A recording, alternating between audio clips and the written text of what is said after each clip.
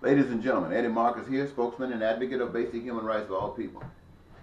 I've been asking you to listen to me, to pay attention to what I say, because I'm concerned about you and your life, your freedom and your joys of life, and the pain that you suffer.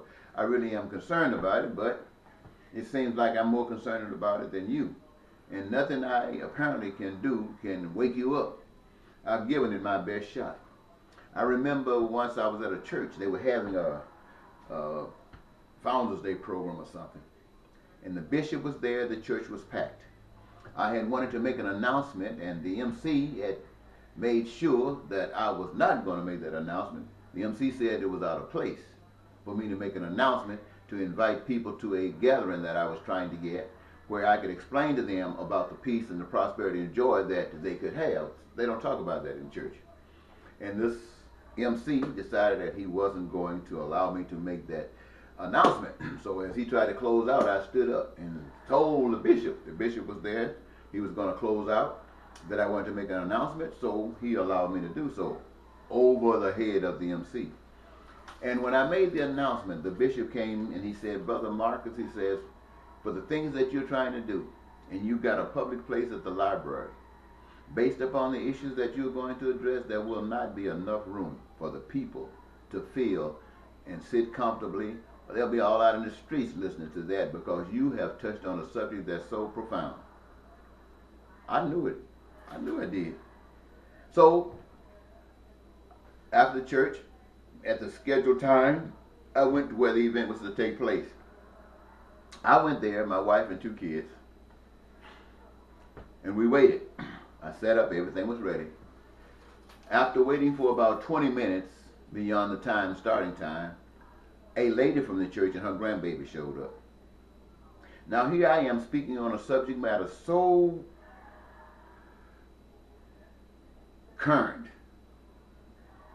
The bishop had given it all kinds of marks. And one person showed up. One person.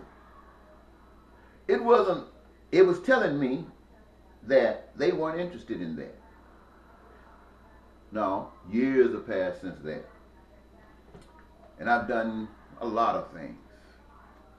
But I was thinking about just leaving that alone, but it bothers me so when I see people being abused. And when the President of the United States came in as a lesser of two evils, which means that as far as the country was concerned, the only people that were available to be President of the United States were represented in evil. And that concurred with the book I had written, and this is 2017. This book was written in, 1984? 1984. It's called American Christians on the Road to Hell. I was given an inspiration to write the book after traveling across the country, keeping notes. And when I came back and compiled those notes, got them together, it indicated that the American Christians were on the road to hell. But all of these years later, in 1984 and 2017, they literally voted in the lesser of two evils. They voted in evil. So that was the American Christians on the road to hell, not just only American Christians, the Americans on the road to hell. And then they confirmed it. 2017, they voted for evil. They did, ladies and gentlemen. You actually voted for evil. So, that's your business.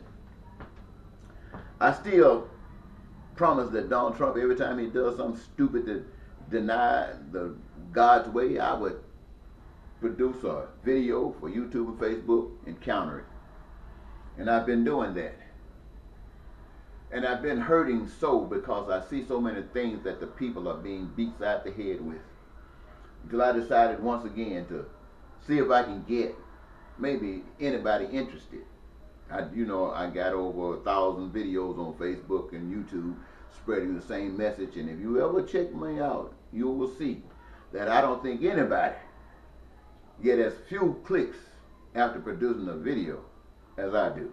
I don't care what my subject matter is. Maybe I'm not tagging it right, but I'll go back maybe after a year, find still some of them with 8 clicks. And I know if they just got 8 clicks, it's because I checked it 8 times. And Like, you know, every night, one here and there, I might have a couple of hundred clicks, maybe 1,000 or so. But for the number of clicks, for the number of videos I got, I think I would have, I wouldn't have 3,000 clicks. I guarantee you that. I guarantee you that. In the totality of it. So anyway, I decided that I would try something else, working in cooperation with Down for the Cause, the Village over in St. Paul. They are trying to organize what they call a universal church, a church that is not divided with all these different denominations, but a church that's dealing with the Spirit only. And so they allowed me to try to get a group together to come by and share that information with them. So I decided what I would do this time. I just wanted to get the feel. I wouldn't go and pass flyers all over. I went into a community and I took about 50 to 75 flyers. My intention was to distribute them throughout their community and hope that I could get 5 individuals to show up. 5 individuals would have been enough for me to sit down and talk to them and believe that it was hope in their community. Having passed out those flyers and went back and waited for the time for it to start, the time came, the time left. Nobody showed up.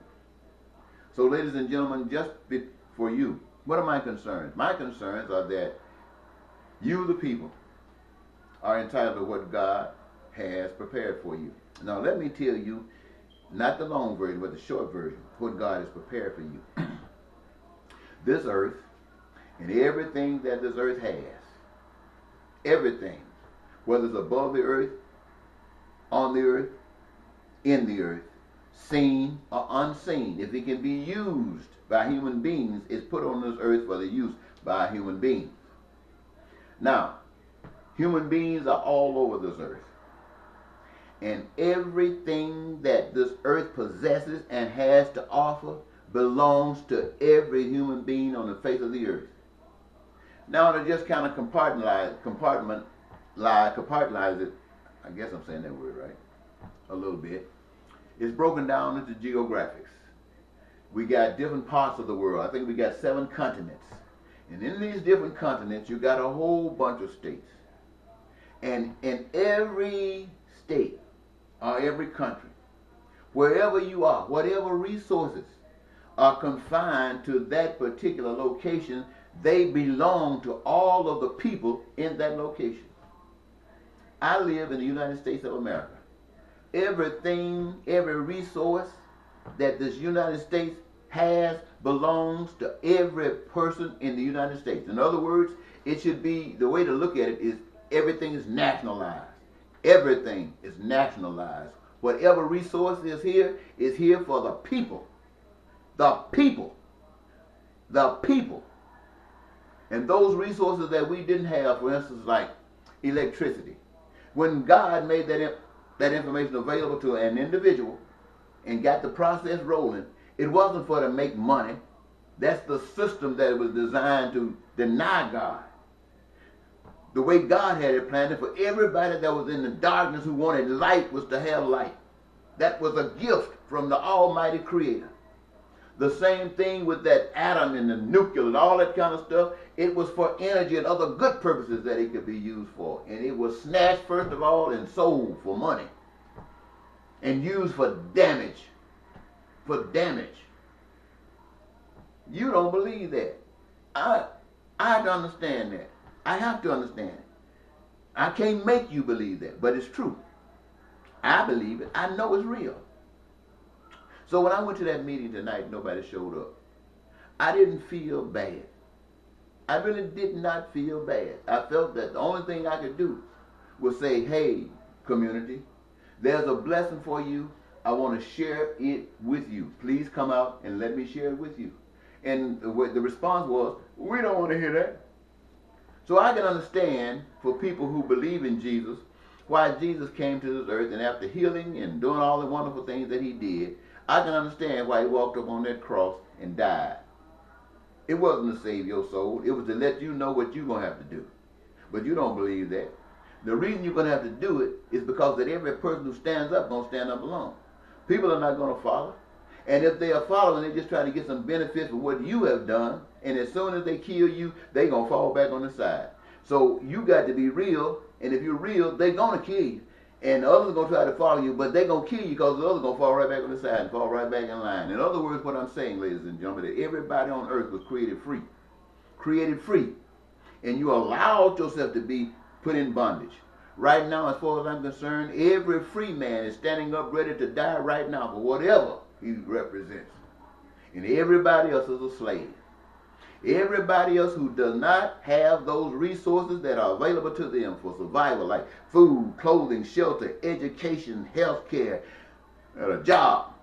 If you don't have those things, you're a slave. You are wrapped up in bondage, I don't care how. And if you got access to education, if you got access to health care, if you got food, clothing, shelter, and if you got a job, you still a slave. You are a bumped up slave. Why? Because you are pushing and promoting a system of slavery that allows all the suffering to go wrong. You got out of it so far, but it's happening for everybody else. You're still in a system of slavery. So what I decided, that if Jesus says, to heck with it, who am I to say more than that? But I can say this, that I am entitled. I've said this once before, and I went back and I tried to draw the people in, and I see that's not going to work. So I'm not going to worry about you, sisters and brothers, anymore. I love you. I know you're entitled to this. But if you choose it, look at my hair. I'm gray-headed, worried about you. And you don't give a stink about yourself.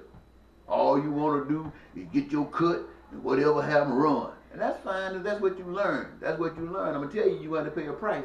You're going to have to pay a price for this. You're going to have to pay a price. But what I'm going to do is that I'm going to make sure that I'm going to find out at the local level, the state level, and wherever I have to go, every resource, food, clothing, and shelter for me and my family, I'm going to demand it. And I'm going to get it. Why? Because God gave it to me, and those suckers stole it. And I allowed them to get away with it up to this point. Health care and education, I'm going to make sure that this system release it for those who are depending on me. Those who are depending on me. I'm not talking about the people down the street who I want to help. I'm talking about those who say, you my dad. You got to help me, because if you don't help me, who can I turn to? I'm going to do it for them. And my wife, who have suffered so much by struggling, being a slave just like me, trying to make sure the bills were paid while I'm out here trying to wake your sleepy tail up and have all these years. I've been married, how long we been married, baby? Almost 35 years? Oh, just close to 35 years. For 35 years, she's been paying the bills, and I've been out trying to wake your sleepy tail up. But I'm not mad with you. I really didn't know you were this much asleep, but you are. So what I'm going to do is take care of my family. They don't mind me taking care of them. They don't laugh at me. They don't say, look at that nigga trying to do something. No, they don't do that. They hope perhaps that this would even turn out if it's real, and if it doesn't, maybe I can get a job and help out. But I know the slavery thing, and it's real. This thing is real, and it's going to happen. If God is real, and there's no doubt in my mind, I will be successful in any endeavor I pursue, as long as I pursue it. There's no devil on the face of the earth that can stop me. The only power that can stop me is that unseen power, because that is the unseen power that protects me, and I'm walking according to that power from now on. And it is my only security. And ladies and gentlemen, I don't care if you don't have it yet, but this is the thing I want to leave this warning with you.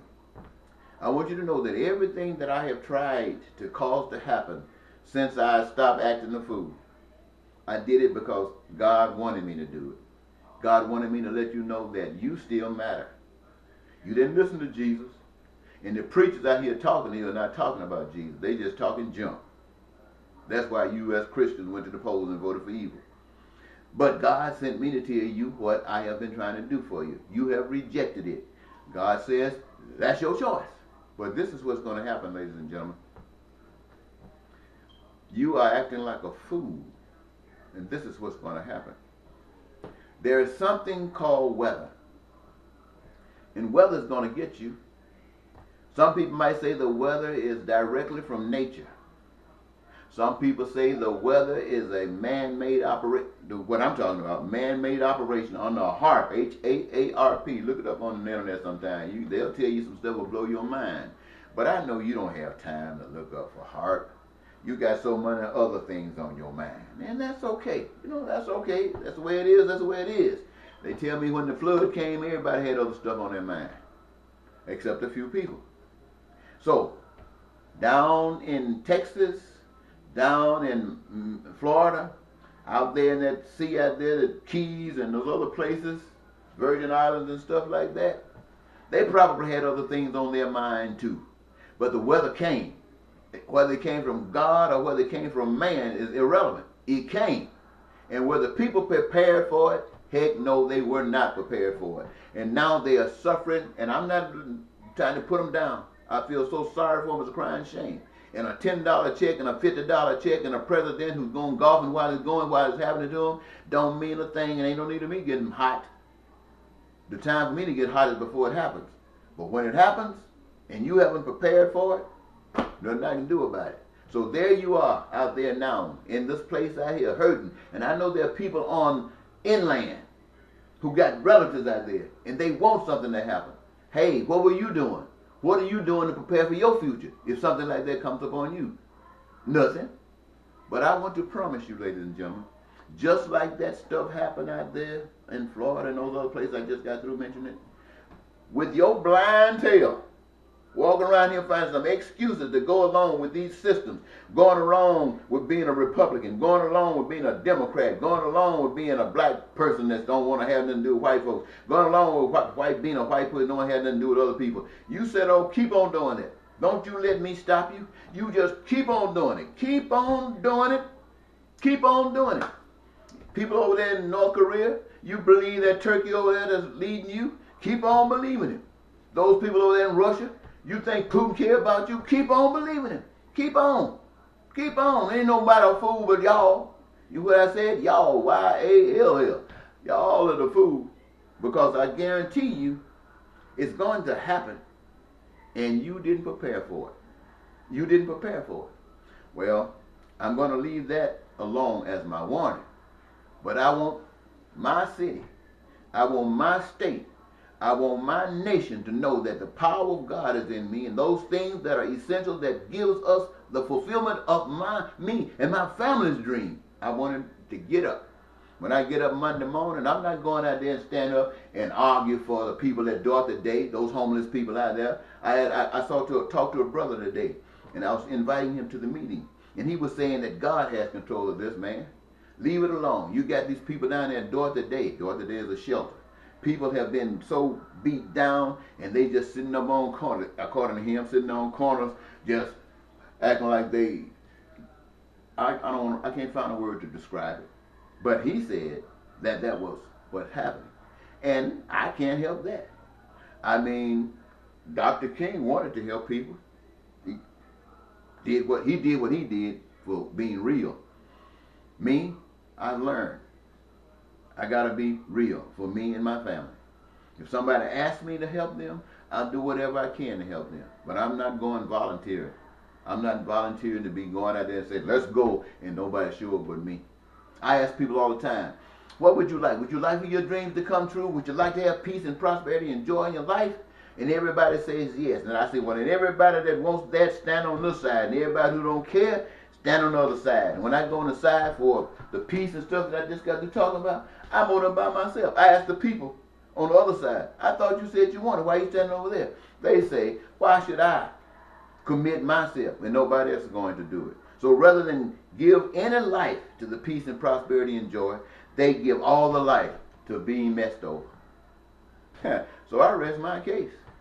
I rest my case. In fact, let me think before I say this. This might just be the last video I tape. I mean, why? I can't say anything different. If you're concerned about anything that I said, then check out some of those other videos. At least on those, I'm a lot younger. I might be something that you can identify with. But it doesn't matter to me what you do. It's in your hand now. But I am going to the powers that be. I'm going to the mayor who says, I am the person that leads you. And I'm going to ask you, this is where I need you to take me. Can you take me? And if you can't take me, then I'm going to the next step. And I hope you'll go with me, but I don't think you will. I'm just going to you because you are the one that's closest. You are the local level. And then I'm going to the next level. I don't expect the state to help me. Why? Because they are not designed to help me. But I expect to give God the glory by going up there and challenging them. Now, when I say I don't expect them to help me, that doesn't mean they won't. It means that whether God can touch them or not, that will determine whether they do. But you can bet your last money I will be there demanding that they do based upon the righteousness sake. And as far as I'm concerned, the whole world, not just Minnesota, the whole debt-blasted world is as much in bondage as it could possibly be. The devil got your head so stuck foot down in the sand, it's a crying shame. There are a lot of people who know what's going on. And they want to do something about it. They want so bad to do something about it. So many brothers and sisters, white and black, have died, giving their life. They weren't killed. They just died from old age or died from some sickness or disease while they spent their lives struggling, trying to make a difference when nobody paid them any more concern than they paid Jesus. Now, you trying to act like you honoring Jesus by going to church on Sunday. That's the biggest joke Jesus could ever see. And I tell you again, that's the biggest joke Jesus could ever see. That's the biggest joke Jesus could ever see. You going to church saying, I'm honoring you. My friend, my friend, my friend. Good night.